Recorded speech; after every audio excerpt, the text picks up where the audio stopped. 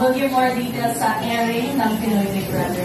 Yeah, kami ang mga mukhang makikita ninyo araw-araw on TV and online. Right. I want to ask you, what can you say now? It's been 19 years, almost 2 decades na.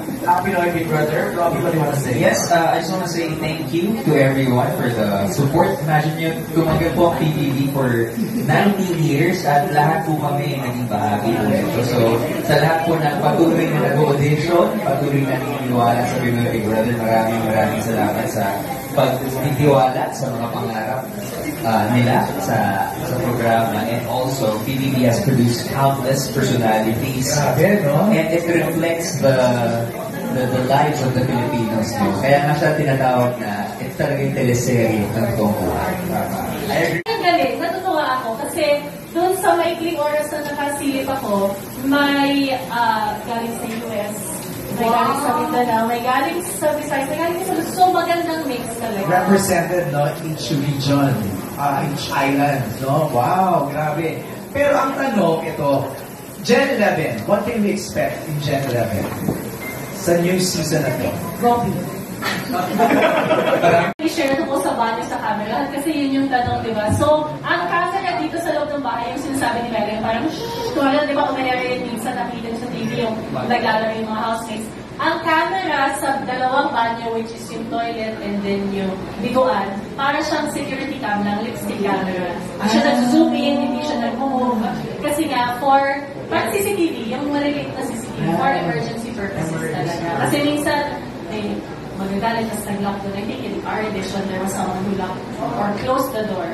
Tapos nandun siya. So, para mabantayan pa rin. And then, minsan nagka-knife, di ba, plano ng mga pinagyan sa bahay. Extract ba yung lock nasa labas? Kasi yun yung nalaman ko, na parang mali yung bukas ko. There's actually no lock. Yung lock niya nasa labas. Parang tinipindot from the outside. So, hindi mo ka pwede i-lock from the inside. Pero this season, ang camera kasi last time dito. This season sa baba. Continue ba sa Char-char na. Ang dumi. Ikaw ang next na Every season we try to outmatch what we did the previous seasons. But gaya na sinabi ni Bianca, we just finished the 2 final casting. So sa totoo lang, prior to the final casting, we had the structure in mind. But ang kagandahan kasi ng PBB, sobrang dynamic niya, na kapag may final casting kami, doon namin mapipil na parang hindi mag-work yung structure na ito.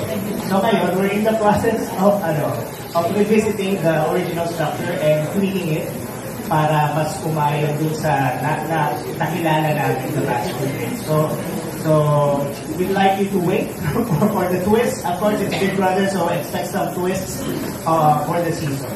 Okay. Direct, may tanong ako. I don't know, siguro ito rin kumakapos. Scenes lang na napanood ko siya bilang isang mega hit. Naging national anthem yung Pinoy Ako ng buong Pilipinas.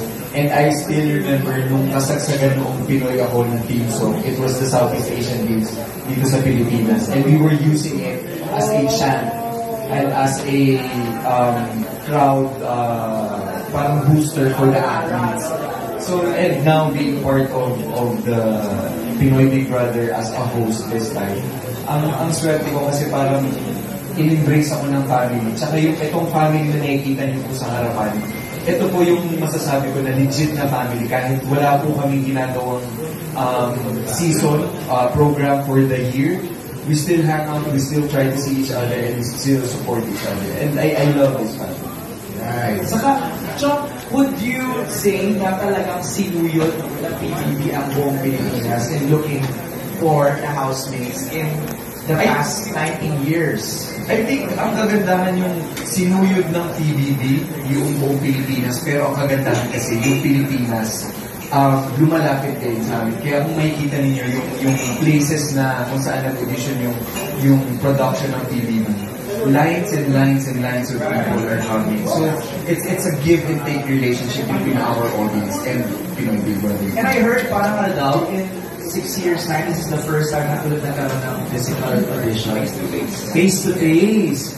Wow, grabe. Okay, how about the numbers, Stella? Ano bang mangyayari? Kasi kami, hindi rin namin alam unless ibigay yung script. And minsan yung final script na binibigay sa amin so that we can report out on the spot. Minsan, napapalitan pa.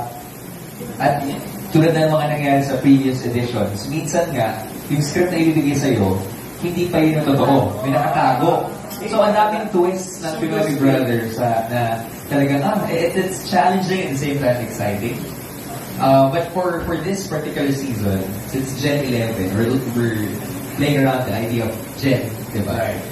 Parang yun yung challenge naman para sa akin personally. Kasi gusto kong malaman kung ano nga ba yung generation ngayon, kung paano gumalaw, paano magsalita. Gusto ko sila intindihan. Right. So, that's one big challenge and excitement on it. Melay, bakit sa tingin mo? Talaga yung Pinoy Big Brother, which is magpakatotoo sa loob ng bahay ni Kuya. But at the same time, hindi kasi siya period yung statement na yun. For me, it's a mama that says, after, magpakatotoo ka. Pero kapag nalaman mo na meron ka palang pwedeng baguhin sa sarili mo sa loob ng bahay ni Kuya, it's an opportunity for you to better yourself.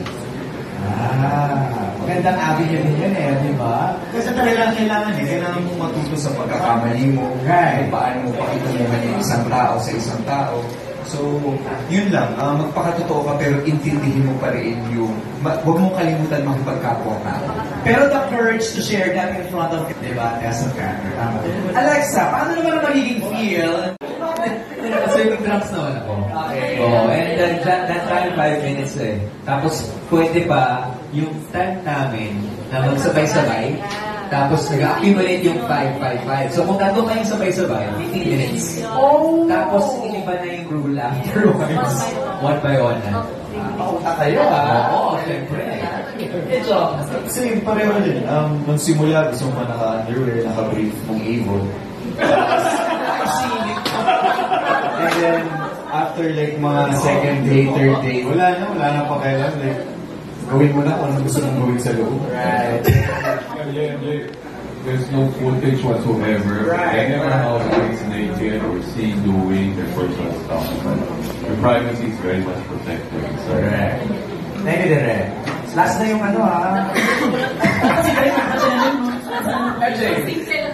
Thank you so